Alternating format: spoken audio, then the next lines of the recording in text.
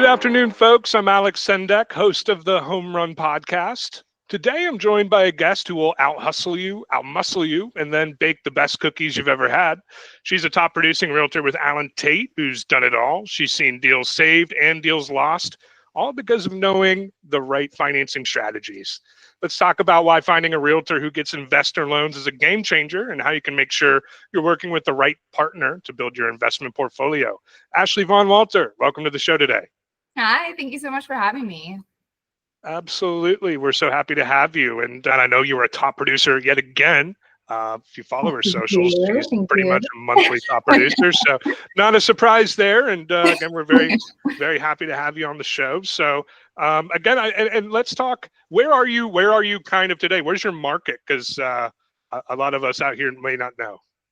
Yeah, so I'm licensed in both North Carolina and South Carolina. So I currently live in Charlotte, which, if you don't know, Charlotte is very close to the border of South Carolina. So where I am is about 30 minutes from South Carolina. So that's why it only made sense to kind of get licensed in both states. So I am a broker in North Carolina as well as a real estate salesperson in South Carolina. So I work both markets. The Charlotte region, about 2 hours from Charlotte, I would say, is kind of my territory, and that's what I do. Well, that's one heck of a territory as far as I think everybody. Yeah, I think as far as anybody who's like in the investor world or just kind of follows real estate, we know Charlotte is a booming market, and Absolutely. We're seeing that continue. So that's great that you're representing the 704 in a big way. I love my Charlotte. And it's funny, I think even on this show, we've had like 3 or 4 people all Charlotte. So it's just a testament that everything's happening in the Charlotte area right now. And I love to see it. Absolutely. Yeah. Charlotte is a city that is just continuing to grow. The jobs are here. And the jobs are only continuing to increase. So people want to be here. People want to live here. If you're coming to South Carolina, the taxes are great. So we get a lot of people relocating, I would say a lot from New York, New Jersey, coming down, trying to be here where taxes are just a little bit better. And, the weather is just a little bit better as well. Let me ask you this. So you touched on it with jobs, et cetera, in the Charlotte area. So I'm guessing that you're doing a lot of primary deals. Is that kind of fair to say that you're mainly doing a primary deals right now, or are you seeing some investment, or what's kind of your split, would you say? Yeah, I would say that for me, the majority of my clients are looking for primary residences. So they're either relocating here. I have a lot of first-time buyers that I'm working with. I've definitely had probably the majority this year so far has been first-time home buyers, just looking to get into the real estate game, looking to stop renting. But I am currently working with some VA home buyers, looking at their primary residences. I am working with investors looking to increase their investment portfolio. And just people looking to come to Charlotte. And that's a very common answer I get with most realtors. Everybody's very, very focused on the primary game. And again, I think that's just, it's the most obvious, right? And we want to be there for our first-time home buyers. We want to be advocates. And I do think as well, with how competitive primary residency is, but both lending with realtors, there's a lot of competition out there. And I think that investor space, frankly, gets forgotten both from a lending standpoint, a client standpoint, and a realtor standpoint. So for me, I'm like, if we really want to take our game to the next level, lending, realtors, clientele looking to build that portfolio for their own investments, I think it's important for everybody in this industry to start realizing non-QM is here to stay, DSCR is here to stay, and I think it's just got to be something we need to start working on as far as marketing and just educating, right? I don't think that I know, Ashley, you've heard of DSCR, but I don't think it's something you're necessarily like an expert in, and nor would I say most Yeah. realtors, right? I mean, that's Yeah, kind I'm excited to chat with you a little bit more about the DSCR loan and, learn what I can bring to my clients. and I think that's really it, right? We get that base level, and again, you don't have to be an expert, I think your response is exactly right for any realtors out there listening. Like, understand this: on an investment portfolio for any investor, that eventually a conventional loan is no longer going to be attainable for them, right? And the reason I say that is because you're looking at a debt to income ratio, right? So Mhm. maybe on your first couple of investment properties, you can swing a conventional loan because your debt to income ratio will withstand it. But eventually, as you build more and more and more, your debt to income ratio is naturally going to exceed what's allowable conventionally. So with DSCR, we're just looking at, is the debt being serviced or covered by the rent? So if you're buying an investment property, let's say the proposed mortgage payment plus taxes, insurance, and any HOA dues, let's say it's $1,500 a month. We would just need, all we need for income is for that rent to cover at least 1,500 or more. So just a break even or better, and that satisfies the income piece. Now, similar down payment requirements, similar credit score requirements, but all that really is happening is we're just finding that income from a different place. A lot of realtors, that's almost all you would need to know. And Yeah, anything as far as, anything more specific than that, I think just sending it to, a lending professional to go over more details is perfectly good. So absolutely. And would you say that this is primarily an investor's loan? Is it primarily used by investors? Can it be used by anyone? it can be used by anybody, but like it is meant for strictly investment properties. It can be, Uh-huh. if somebody that's using who's just trying to buy a rental property for the first time can use it. And the main reason why you would want to use it, Ashley, is just because you either really need that alternative income, right, to be able to qualify, or Mhm. if you are very if you're very interested in closing in an LLC, right? And Okay. there's big benefits for closing in an LLC. Mainly, of course, it limits your liability quite literally, but also there's other benefits as well. I'm not a tax professional. I'm not an attorney. Please Yep. talk to one of No. those. Please talk to one of those if you want more details. But LLCs is a big deal for any investor, and it should be talked about more. Now, conventionally, that is not kosher. That is not okay. You can never ever close in an LLC in a conventional format, which is a big detriment. So that means, God forbid, you have a tenant that gets hurt on your property. Yeah. You could potentially feel the brunt of that liability against you versus Mhm. if you were an LLC, because you're personally liable. If you have it in a limited liability corporation, that mitigates it, right? So again, I don't want to talk too much into that, but that's kind of the idea. Um, so Absolutely. so a lot of it gets people thinking outside the box a little bit, and to be honest, 26% of properties these days are investor properties. So I have Yeah. no idea what the split is in Charlotte. I No. guarantee Yeah. it's I I would say guarantee it's that a lot. 100%. You know, there are a lot of investors still out there that are beating out, the first time home buyers and, people looking for their primary residences. And a lot of times, sometimes maybe that's because they have a cash loan. Maybe that's because they're a little bit smarter with how they're attacking the offer. Because to investors, it's all about the numbers. And to maybe a first time home buyer, someone looking at it at their primary residence, they get a little bit of an emotional attachment to it sometimes, which is Yep. totally fine. We definitely see that. But to investors, it's all about the numbers. So it's Yeah, how that makes sense to them. So absolutely. Okay, well, let's talk a little bit more about you and kind of your business right now. mhm. Um, let's see. Have you have you ever lost a deal because a buyer thought they'd qualify and then just didn't?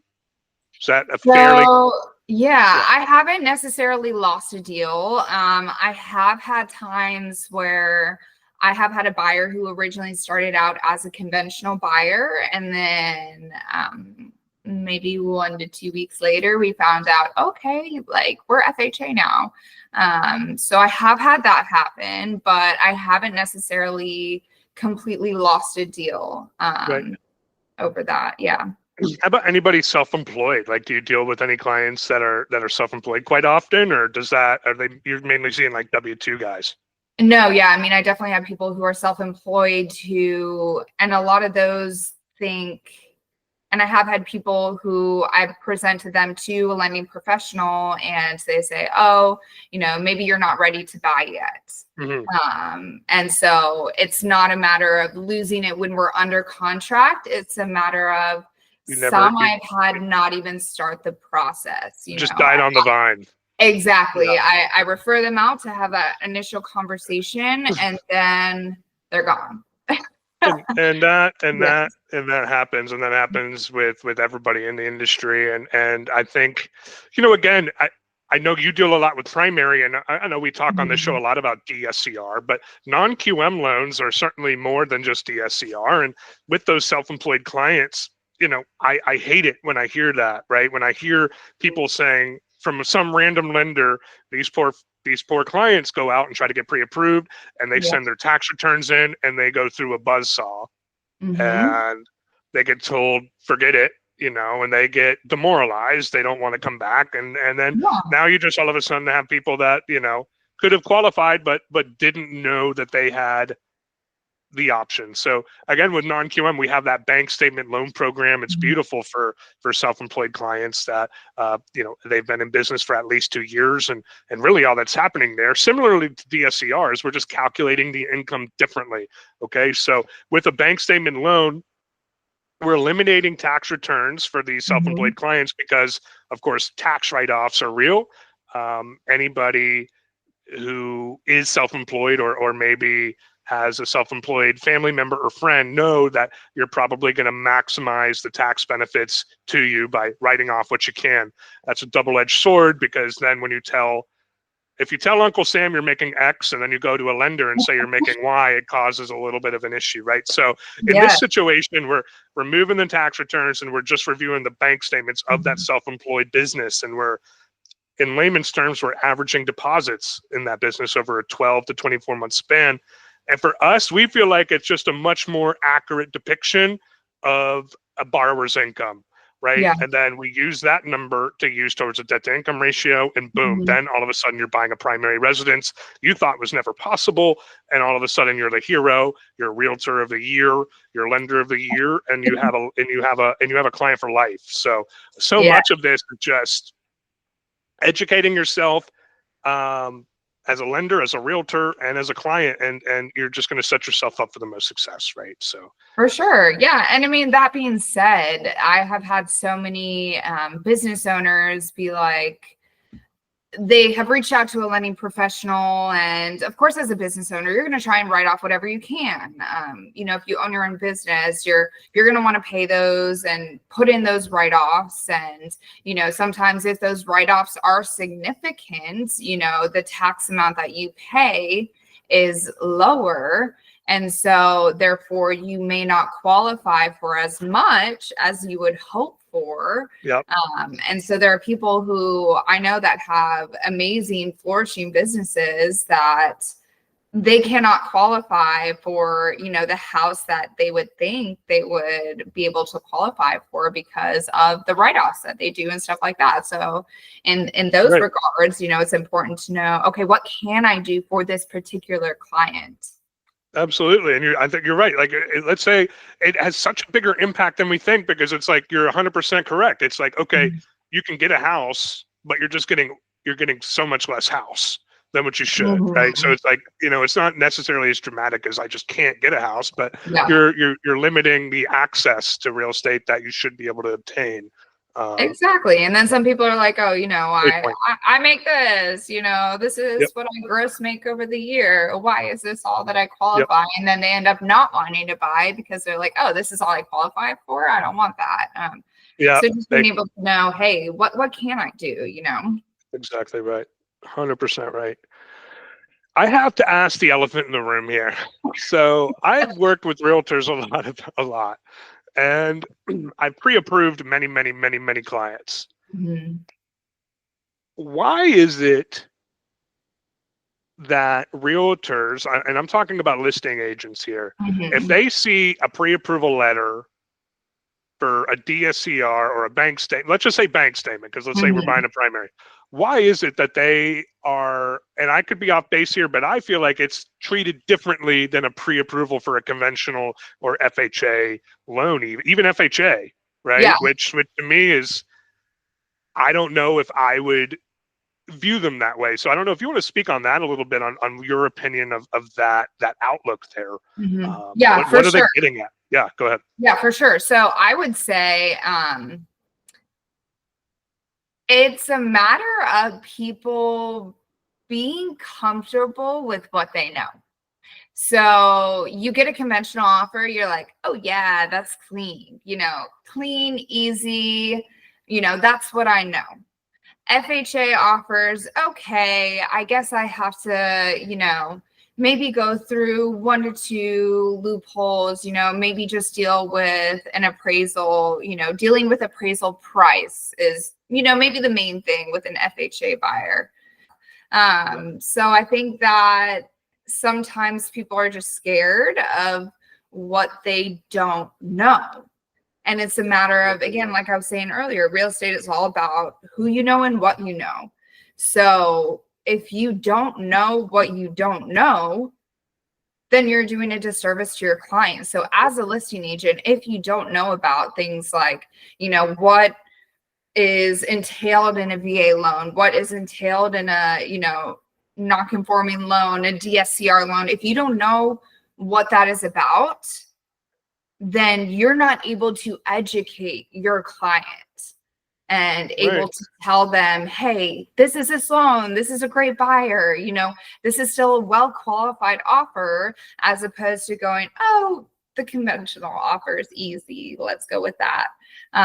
So again, it's about what you know. And I think that a lot of realtors get comfortable in what they do know and are not necessarily willing to maybe expand and learn. So I think that this is, again, a great opportunity to kind of learn and grow and hopefully, teach a few more people about a loan type that isn't as, well known. Absolutely. Absolutely. And I got to say, some listing agents, I will give them credit. They will get on the phone and ask. And I think that's a great thing. And if you don't know, at least try to go get yourself educated and call the Exactly. lender and see what that pre-approval letter looks like. But Yeah. for me, a DSCR, like I keep going back between bank statement and DSCR. Let's say it's a DSCR pre-approval, Yep. and I'm looking, at a conventional offer, and I'm looking at a DSCR offer, and I could see why a realtor would say, okay, this is clearly the better offer here. When in reality, it could be just something as simple as, listen, this borrower is an investor. They Mhm. have 15 investment properties. Maybe that conventional buyer, oh, this is their first time buying an investment property. Okay. The only reason the DSCR is a DSCR is because they've bought in so many, they want to close in their LLC, Mhm. and that's it. They could have the same credit, they could have the same income, et cetera. And they're just simply going this route because they want to close in a business name instead of personally. And that is something that I really, really urge realtors to start kind of thinking about, because you could actually, and if you think about it that way, the DSCR offer is a stronger offer, in my Yeah. opinion. These people are very, very experienced buyers, and they, uh, again, I think are really can be misconstrued there, and it's a detriment to ultimately the realtor's client, aka the seller. So, how's business going for you this summer? I know the summer just started, but how do you feel like the purchase market's going for you so far? I feel like it's crazy right now. I am so busy, Good. but I am so grateful to be busy. I am always so blessed with all the clients that I have. I've been just showing after showing after showing, with different clients, trying to find that right property because, it is a matter of they're not in the Charlotte market. There isn't quite enough inventory. Right. Sure. Even today. So Wow. Exactly. So we are still somewhat in a seller's market. We're in a market where you do have to price appropriately as a seller. If you price on the higher end, you do risk kind of sitting on the market a little bit longer. You do have to have your house ready for market. You can't just throw it up and hope for the best, say, oh, my neighbor sold for this, so I can sell for this. You do need to have your house ready. If it's not ready, it's going to sit. So buyers are a little picky in that regard. But on the other hand, I still have clients who have been searching for months and months looking for that perfect property, and we just aren't able to find it yet because, the inventory is not there. So Yeah, we're seeing that a lot throughout the country. I know, but Charlotte is just a particularly strong market in the sense that it's still seller market, right? Which exactly. unfortunately is tough for investors, right? They want to get the best price, Yeah. but again, I think I still see plenty of people buying even investment props in the Charlotte metro area, going Oh, yeah. into South Carolina, the Fort Hill or Fort Mill and Rock Hill areas. Mhm.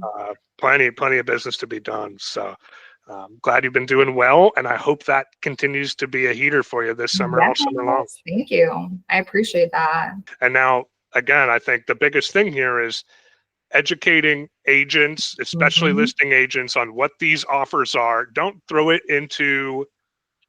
aside. Take a look, call the lender, and let's have a chat, right? Let's not immediately think that something we don't know is bad. Let's learn more. Let's dig deeper, and let's do our clients right. And I Exactly. think that's a big thing, man. I mean, Exactly. I mean, and that's the reason why anytime I submit an offer, I'm CCing my lender on that offer oh so yeah, that my lender can go and automatically reach out and say, oh, hey, here, let me talk about this.